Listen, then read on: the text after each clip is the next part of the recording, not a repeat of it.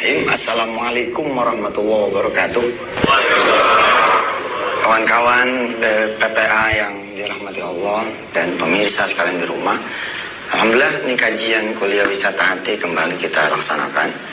Pada hari ini kita akan belajar tentang pengantar ke rahasia angka 11. Jadi kita punya seminar judulnya rahasia angka 11 dan The Miracle of Giving. Itu perpaduan antara tahajud, kekuatan tahajud dan sedekah. Dua amalan ini emang berat dilaksanakan. Karena berat, pahalanya luar biasa dan faedahnya juga luar biasa. Suatu hari, ya, sebut saja begitu, Ahmad, seorang security, punya masalah dengan tempat tinggalnya. Sebelumnya nggak punya masalah, tapi kemudian dia punya masalah dengan tempat tinggalnya, yaitu tempat tinggalnya sempit. Kira-kira 5-6 tahun yang lalu, saudara pasti mengiyakan bahwa di Jakarta sendiri masih ada rumah kontrakan yang nilainya 75.000 per bulan. Ada ya? Rumah kontrakan yang bayarnya 75.000 per bulan. Ahmad ini tinggal di rumah kontrakan yang segini nih. Bentuknya kalau saya boleh petain gitu kira-kira, ini pintu, ini ruang tamu yang tidak bisa disebut ruang tamu, ini tempat tidur, ya, ruang tamu, ini kamar tidur, terus ini dapur dan kamar mandi. Nah ini lorong nih. Dulu ini muat buat dia. Ini muat buat dia karena anaknya cuma 2. Jadi dia, istrinya, nah anaknya 2. Persoalan kemudian datang ketika akan lahir jabang bayi yang ketiga.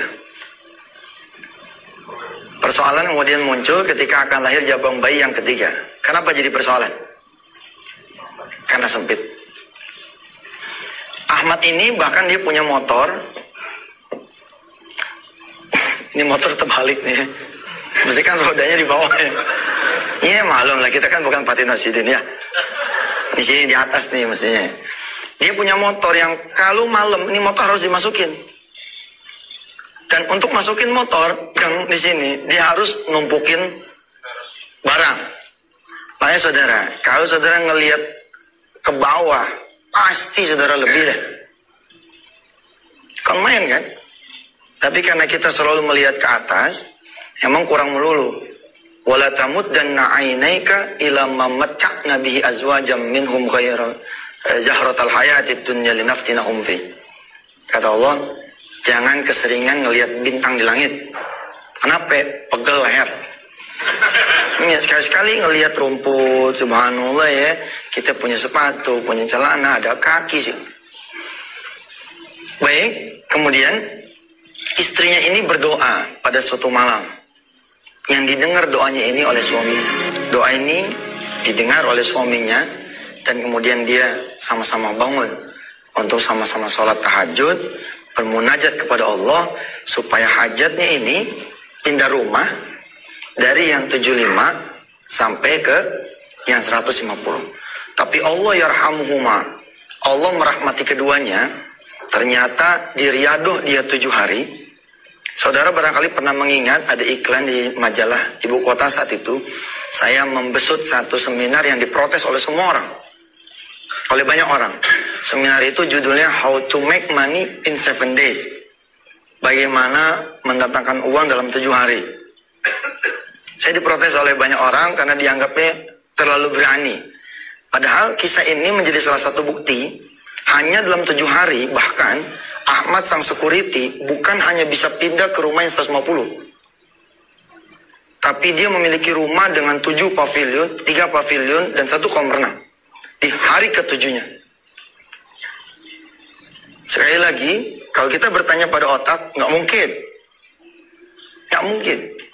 Kalau kita bertanya mau kuasa Tuhan, kita bertanya mau kuasa Allah, udah Masya Allah judulnya. Baik, pemirsa yang dirahmati Allah, pernahkah kita menganggap Allah betul-betul menjadi sandaran kita? manakah kita betul-betul dengan sangat menjadikan Allah tempat munajat kita, tempat memintanya kita. Barangkali karena kita yakinnya bakal dapat duit, kita nggak perlu minta sama Allah. Betul nggak? Karena perkaliannya kita enteng lah kalau cuma DP-in rumah itu mah ya. Kalau cuma buat DP-in apartemen itu mah. Lalu kita nggak minta sama Allah. Segitu yakinnya kita bisa selamat nyampe ke kantor, kita pun bahkan kadang lupa doa safar. Kita anggap doa safar kalau umroh aja. Ya kan, kalau doa safar itu biasanya kita baca kapan? Kalau kita di pesawat, mau umroh mau haji. Baru udah kita baca tuh. Bismillahi majreha. Terus inna rabbi laghafurur rahim. Allahumma dan seterusnya. Padahal harusnya kan everyday. Karena kita nggak tahu yang punya jalan itu adalah Allah. Lihat. Si ibu ini, suami istri ini luar biasa. Dia kepingin sesuatu yang tidak terjangkau oleh dia punya kemampuan. Dia memilih berdoa pada Allah. Di dalam Ihya Ulumuddin, saya dan kita semua diingatkan, ya, Imam Ghazali mengutip satu ayat di dalam surah Al-Baqarah 186. A'udzubillahi minasyaitonir rajim. Wa idza sa'alaka 'ibadi anni fa inni qarib. Lihat. Wa idza sa'alaka ibadi anni fa inni qarib. Kalau hambaku bertanya padaku, maka jawablah, aku ini begitu dekat. Tapi kita suka merasa jauh sama Allah. Ujibu da'watad da'i, gitu ya. Idza da'an falyastajibuli wal yu'minu bi. Aku akan menjawab doanya siapa aja yang mau berdoa. Ketika dia berdoa, maka mintalah padaku dan percayalah padaku. Allah sampai nyuruh kita minta dan nyuruh kita percaya. Subhanallah kan. Seolah-olah kayak, ayo dong minta, ayo dong percaya bahwa aku bisa mengabulkan doamu. Seperti begitu. Kitanya aja yang kurang ahal sama Allah kan. Kita datang sih ke Allah, kapan? Oh, dia mentok. Udah kepepet, ya kan, kepala udah 4. Kepala udah 4 ada kan? Ada ya kan, usia udah 40, berumah tangga udah 15 tahun, dari 25. Kita gelisah, kita nggak punya anak. Lalu kita siang malam kita babet buat bangun malam, pengen punya anak. Telat nggak sih? Nggak ada yang telat kalau ke Allah mah. Cuma kan sayang gitu, waktunya kemana aja selama ini. Harusnya kan dari dulu kita terus ke Allah gitu. Si istri ini, dia mau ke Allah, dia bermunajat kepada Allah, ya Allah, berikan saya punya suami rizki, supaya saya bisa pindah ke rumah kontrakan yang lebih gede gitu. Dan dia tidak muluk-muluk, dia tidak minta pengen punya rumah sendiri, kan? Dia hanya minta pindah ke rumah kontrakan yang lebih besar, yang kira-kira 150-200 ribu harganya. Dan suaminya nurut, subhanallah. Ada suami yang ahli tahajud, istri tidak. Ada yang istri ahli tahajud, suami tidak. Ada ibu-ibu datang ke saya, Ustaz, subhanallah, saya lagi diuji sama Tuhan. Saya perasaan sudah tahajud terus itu, tapi kok nggak nyampe-nyampe ya? Iya, karena dia tahajudnya sebelah. Ibarat sendal gitu. Dia tahajudnya sebelah, cuman kiri doangan.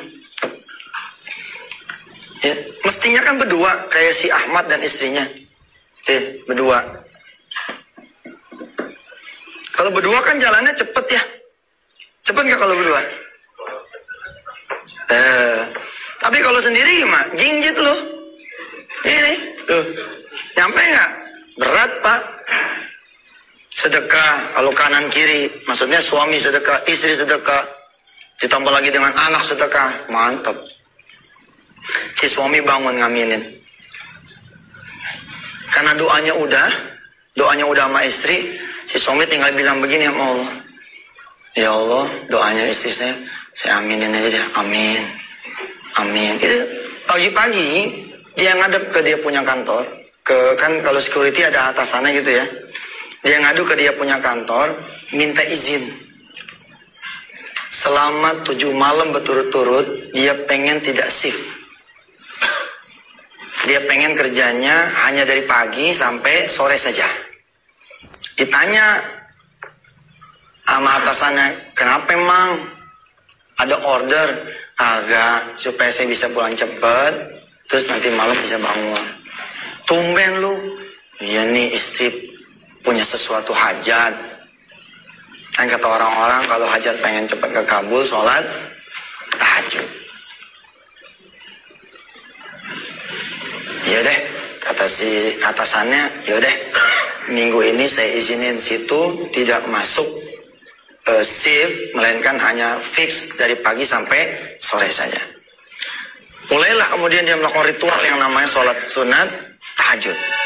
Ibu bapak yang dirahmati Allah, di dalam surah As-Sajdah, surah ke-32, surah ke-32, ayat 16, ada kalimat begini. Tatajafa junubuhum anil madaji'i yad'una rabbahum khawfan wa tama'a wa mimma razaqnahum yunfikun. Surah ke-32 ayat 16. Surah ke-32 ayat 16. Tatajafa junubuhum anil madaji. Kalau lagi punya masalah, punya hajat, termasuk kasus si Ahmad pengen pindah rumah yang gedean dikit, harusnya dia apa? Tatajafa junubuhum, jauhin dia punya lambung, jauhin dia punya pinggang, jauhin dia punya perut. Dari mana? Anil madaji, dari tempat tidur. Ngapain? Yad'una rabbahum khaufan wa tama'an. Bangun sholat tahajud. Dan ini dia lakukan. Ada satu nih yang belum dia lakukan, apa nih? Wa mimma razaqnahum yunfikun. Makanya seminar kita judulnya kan rahasia angka 11 plus the miracle of giving. Jadi jangan cuma tahajudnya saja, tapi juga sedekah. Supaya rodanya supaya jalan. Nanti Allah yang punya kuasa sama dia, membuat dia menjadi wa mimma razaqnahum yunfikun. Namanya orang susah Pak, jarang dia untuk mikir sedekah. Jangankan orang susah ya, kita aja yang merasa kaya nggak mikir sedekah. Ini sudah menjadi emang umum begitu. Kalau orang susah yang rezekinya kurang, tidak pernah terfikir sama dia wa mimma razaqnahum yunfikun. Diajak sholat duha, ayo dah. Diajak ngaji habis-habisan, ayo dah. Ngerti itu ngaji habis-habisan, ngaji sampai pol. Tapi kira diajak sedekah, waduh, mesti gue dong yang disedekahin. Iya benar gitu. Nah, Allah lah yang kemudian nanti membuat dia wa mimma razaqnahum di hari kelima. Kurang lebihnya begitu. Senin malam bangun kan? Selasa malam bangun, Rabu malam bangun. Doanya apa tuh si suaminya, si Ahmad? Amin, amin, amin. Di Kamis pagi Allah berkehendak buat dia. Bapak Ibu yang dirahmati Allah dan pemirsa penikmat kuliah wisata hati, tanda-tanda kita layak mendapat pertolongan Allah. Satu, kalau kita datang ke Allah. Tanda-tanda bahwa Allah menurunkan pertolongannya buat kita, kalau Allah menghadirkan kesusahan di depan kita, terus kita close, kita tutup. Sering saya contohkan, Kalau kita sakit, ada telepon nih dari ponakan. Om, mama sakit, masuk rumah sakit, ada duit nggak 2 juta? Kita cuma megang duit 2 juta tuh. Apa yang kita bilang sama dia? Waduh, sayang, kalau minggu kemarin mah om punya, sekarang mau om punya tapi ilah-ilah cuma 2 juta 2 jutanya. Gimana kalau kita baca Fatihah aja deh? Coba orang minjem duit dibacain Fatihah. Bukan sih nggak boleh, boleh-boleh aja gitu kan. Tapi dia kurang lengkap gitu. Padahal Allah udah mau datang tuh. Allah udah mau datang. Ketika dia datang, Allah turun. Tapi kan Allah turun lewat wasilah dong. Walaupun dia berkehendak ya. Kalau dia berkehendak nggak pakai yang beginian, bisa-bisa saja. Tapi umumnya secara ilmu normatifnya begitu. Kemis pagi, rupanya dia layak dapat ini nih, dapat pertolongan Allah. Pagi-pagi Kemis nih, dia punya adik datang, istrinya kan, supaya dapat rumah yang lebih gedean, malah kau nambahin lagi nih 2 anak yatim nih. Udah kata dia, gua sih ngizinin, tapi tunggu empok lu aja deh. Empok lu nih lagi ke pasar. Kalau empok lu ngizinin, anak lu pada bisa tinggal di sini, lu tinggal dah. Nah, kayak yang ternyangkutnya nggak cukup dibawa di internet, gua taruh dah. Masya Allah Pak, Ibu, si adiknya ini nggak mau. Saya jarang ngobrol sama empok, abang aja deh ngobrol dah. Iya, ntar gua ngobrol sama dia dah. Kejadian tuh hari apa tuh? Hari Kamis. Dia mulai riado hari apa tuh? Senin. Lihat, nggak nyampe Senin, kelas dijawab sama Allah. Udah saya bilang dah, kalau riado mah Allah mah luar biasa. Kita datang di ro'an, kita datang selangkah, Allah 2-3 langkah datang ke kita. Kita lari, Allah lompat sama kita. Subhanallah. Istrinya pulang nih, cek pulang.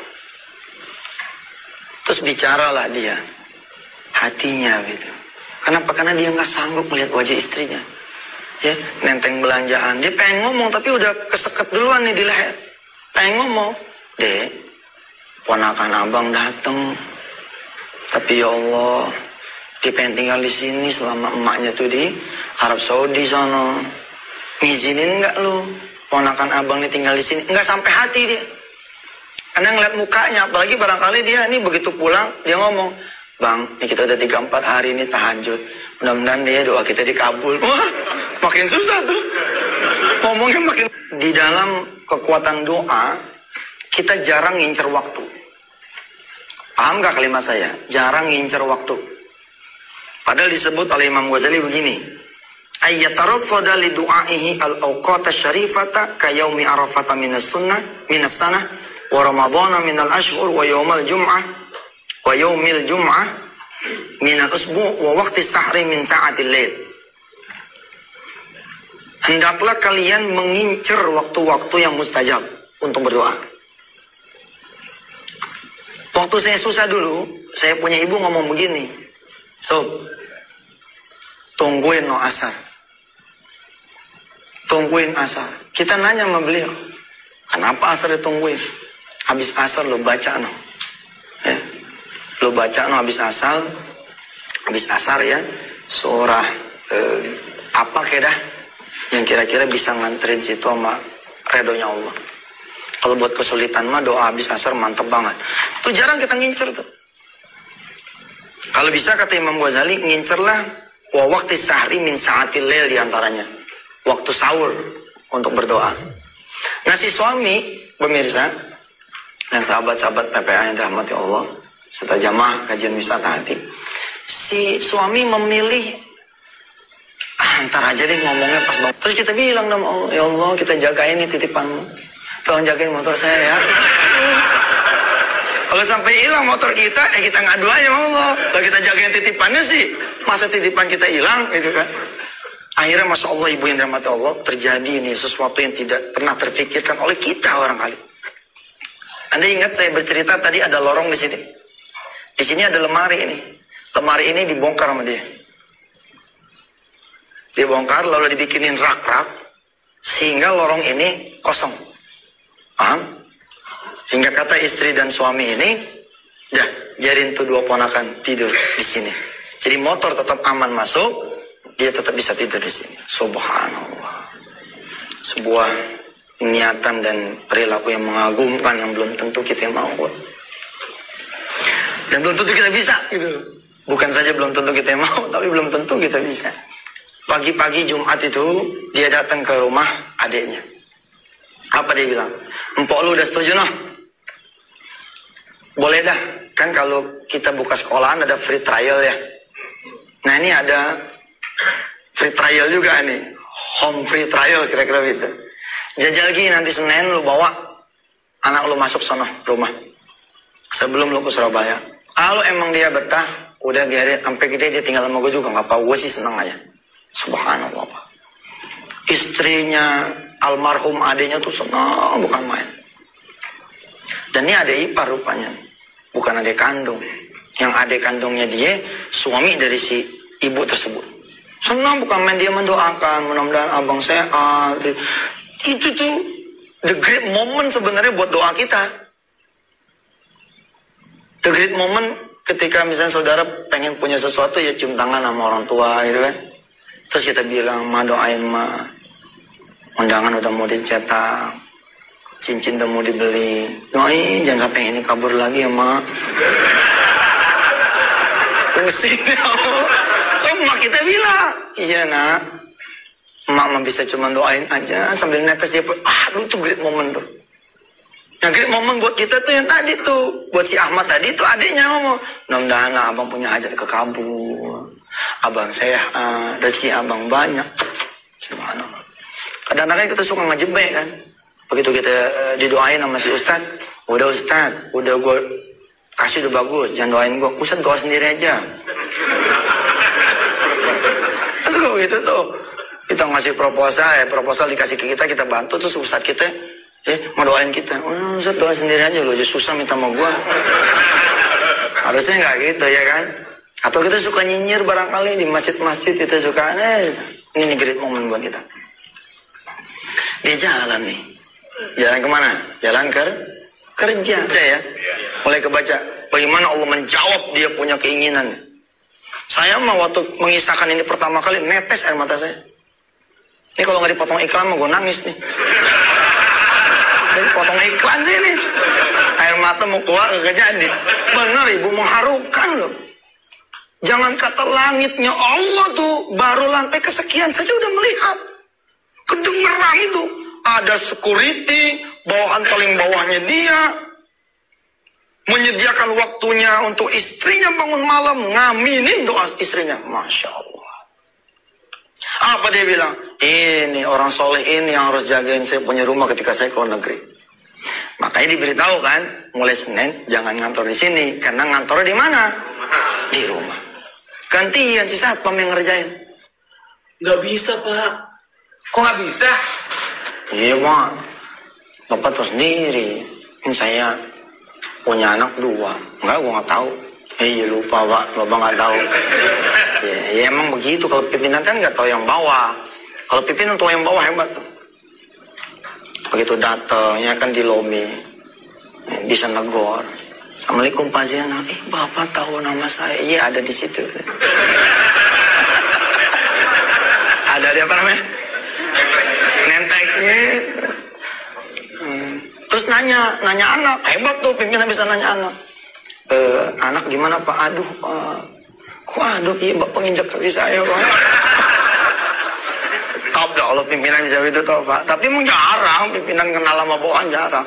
Dia dapat informasi makanya dia panggil. Bener gak sih begitu? Nah tapi begitu dialog bener, apa dia bilang? Bapak tinggal di rumah saya, jagain rumah saya selama saya dan keluarga ke luar negeri. Pak saya nggak bisa. Kenapa nggak bisa? Repot Pak. Kalau malam itu kan saya mindahin barang apa segala macem buat saya punya anak masuk tuh 2 tidur. Apalagi ini nanti ada 2 anak, dia cerita tuh. Ada 2 anak yang baru masuk. Tersenyum si bosnya. Dengan mudahnya emang Allah bilang kun tuh. Suci Allah memang yang mendengar segala kita punya doa. Wajar kalau umat Nabi Ibrahim memuji luar biasa Allah Tuhannya dan Tuhan kita semua. Inna Rabbi la sami'ud du'a. Sungguh Tuhan kita ini maha mendengar doa. Apakah si security itu berhenti dengan pindah rumah itu saja? Artinya dari rumah ini menjadi rumah super mewah. Apakah berhenti pada ini rumah orang? Belum tentu. Kalau kemudian dia, misalkan gitu ya, tetap beriadoh di dalam rumah ini. Paham nggak?